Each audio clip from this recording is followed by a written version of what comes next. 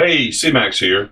Welcome to the What to Why to Reloading Series video number 5. Up to this point, we've got the case resized, flared, cleaned, new primer. So the next step is to charge it with powder. Now, powder is probably one of the most perplexing things for the new reloader for several reasons. One, there are so many choices. Two, so many types. Three, most people don't understand it at all. So we're going to address some of those issues. First of all, let's start out with modern day smokeless powder. Okay. Smokeless powder, unlike black powder, does not explode. That's right, it does not explode. It just burns very fast. So, what does that mean? Well, that means when you've got the powder in here and you're pushing the bullet out, it's not due to an explosion, it's just due to gases. Just expanding, pressure builds up, and boop, pops the bullet out down the barrel, and there it goes. Okay.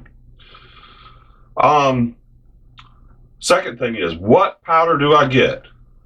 Okay, that's perplexing. First of all, let's talk about you can get powder in basically 3 different sizes: 1 pound, 4 pound keg, they call this a keg, or 8 pound kegs. Obviously, you don't really want to buy an 8 pound keg until you're sure that's the powder you want to work with. Powders, like guns, like reloading presses, everybody's got their own opinion, and none of them are wrong. It's just whatever you've been exposed to and you like. Obviously, as you can see, I pretty much like Alliant powders. There's several reasons for that. Most of them are a flake powder. A lot of people don't like flake powder. They say they have problems with it metering and stuff. But I don't have that problem. They work wonderful for me, and the way they do their stuff makes sense to me. I like the dot powders because I can look at the powder and know what it is because it's got a red dot flake in it. So it's easy to identify. Stuff like that. Plus, a lot of these powders have been around for a long, long time. Okay, well, that still brings us back to, what powder do I get? Without going into too much of the chemical makeup, single base, double base type powder, for your average reloader, that really doesn't matter. 2 physical characteristics are, the shape or consistency of the powder. For example, is it a flake? Is it a little ball or sphere? Is it a little cylinder, like a tube that's been chopped up, little pieces that's come out of a long tube that's been chopped up, which they call extruded. I like the flake because, especially like in pistol powders, you can't really double charge it because it's going to overflow. So that's a built-in safety feature, especially like in 9mm, 45s, whatever. If you accidentally double charge it, you're going to know it. So your big worry, and we'll get into that when we actually do more like the procedure with the scales and stuff. The biggest worry is what they call a squib load, or one that has no powder in it. So you screwed up, you didn't charge this case, but you seated a bullet on it, it's got a primer. In a semi-automatic, you put it in, you hear a poof. Okay, you eject that shell and go to shoot it again. What's happened is the bullet's lodged in the barrel. It didn't come all the way out of the barrel. Then you send another one down behind it. That's when you have a problem. That's the big, big danger. Not that you've got too much powder in here and it's going to explode your gun. The problem is you've got one in the barrel and you fix to send another bullet in right behind it at high velocity.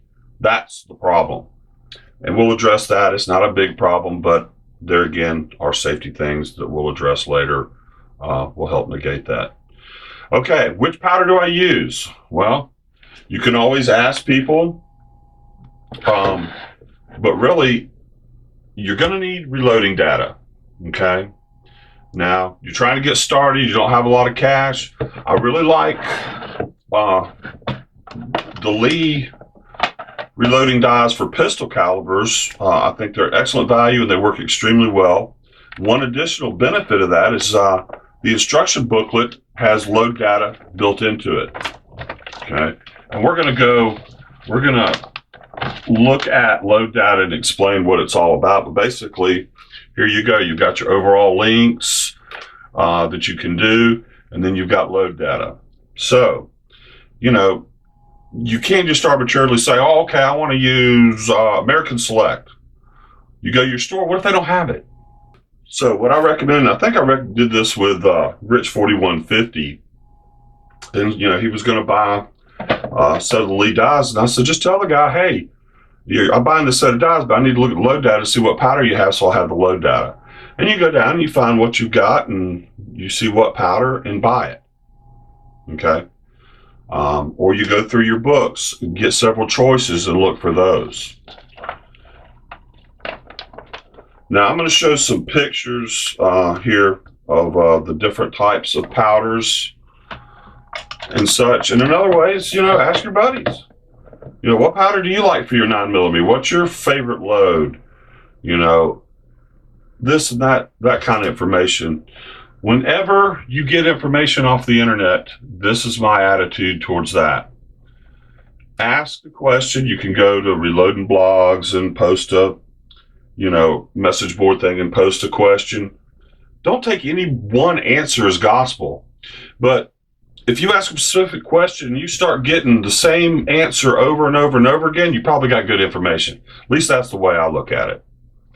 So let's go look at some pictures. Okay, one thing I didn't mention, other than the consistency of the powder, is the burn rate. I mentioned that it doesn't explode, it burns really fast. Well, there's several charts out there, and there's a little bit of inconsistency from chart to chart, but basically they'll start with the fastest burning to the slowest burning. Now, some trends that you're going to see is a Magnum powder is a slower burning powder. Okay, so typically you'll notice that as you're looking through data and you're loading 38s or 357s. The difference, you need different powder. You don't just put more in the 357. It's actually a different burn rate. That's the real important factor there. So when you look at load data, and I'll explain that more when we go into the book, they typically will start with the fastest powder and go to the slowest. That's almost standard, whether it's a burn rate chart or in load data. Now, here we've got some pictures of, these are close-ups of powder. You've got your round little sphere powder. Some of them are all the same size. Some of them are of different sizes. You have flake powder. Some of them are like perfect discs of the same size. Some of them are regular shapes. You have your extruded, which is like the little cylinder pieces. So just so you kind of know what you're talking about. And the biggest effect these have is, like I was talking about before, is in the metering of it. And what do I mean by metering is, you're using a powder drop and you want the same powder drop each time. How is it easy to set it up, and will it drop consistently the same powder charge? Okay, that's going to pretty much wrap up what I wanted to start out with the powder. We're going to kind of go back to it some when we start looking at how to read the load data books. But one more thing I wanted to mention right here. American Select. If you read the label, smokeless shot shell powder. Wait a minute. That's for shotguns. But if you look down here, great pistol powder too. Don't go by that. The red dot that you saw, the big keg, I've loaded more pistol rounds with that, and that's a shotgun powder too. It's just, they have different applications, so you can't go by that per se, okay? A lot of the newer powders that have come out in recent years try to be more specific, of course, like power pistol. Well, obviously that's targeted for pistol type rounds. But that doesn't necessarily mean anything. The way it's been before, it's just burn rate, consistency of powder, and load data. So I just kind of wanted to point that out. So we're going to address the load data books in the next video. Once again, thanks for watching. Any questions, please, email me. Like and subscribe. I hope y'all like this series. Have a great day.